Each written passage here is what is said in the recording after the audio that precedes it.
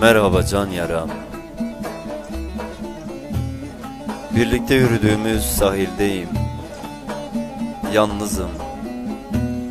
Sigara içiyor ve sana bunları yazıyorum.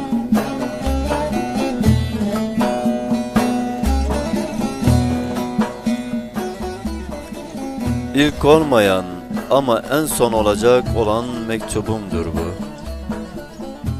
Gözlerine ilk baktığımda yerle bir olmuştum.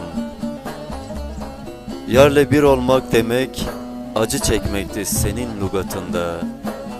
Elbet acı çekecektim. Buna çoktan hazırdım.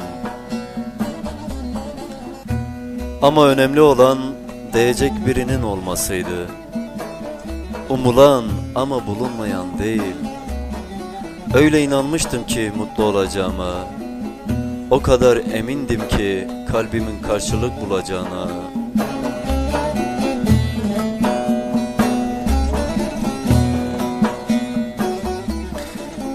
Ama maalesef kaybedişlerin en acı olanı mutluluğa ramak kala olanıymış. Kırık bir aynaya bakmak gibiydi seni sevmek. Kalbim gülse de yüzüm kesikler içinde. Durmadın gözlerimde.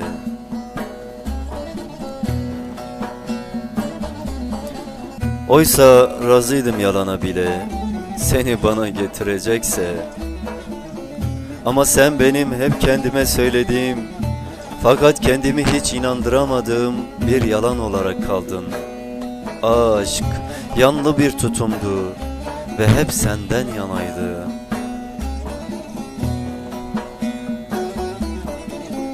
Biliyordum, içinde hoşça kal saklayan bir gelişti seninkisi. Belki de gelişin en başından bir gidişti. Çünkü gidenler hep haklı kalıyor ve aşk acıdan yana çıkıyordu. Yine de denemekten vazgeçmedim.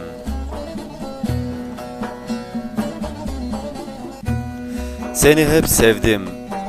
Her işte bir hayır vardır dedim. Ama her hayrın da bir bedeli olduğunu bilemedim. Ben bu bedeli gitmek zorunda kalarak ödüyorum şimdi. Şimdi sende bitiyorum ya ben. Beni kimseye söyleme.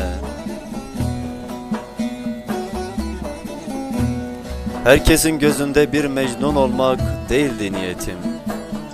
Neden yalnız kalmak, uzaklaşmak istiyorum biliyor musun?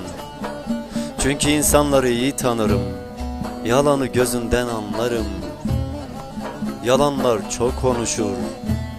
Yalanlar çok konuşur.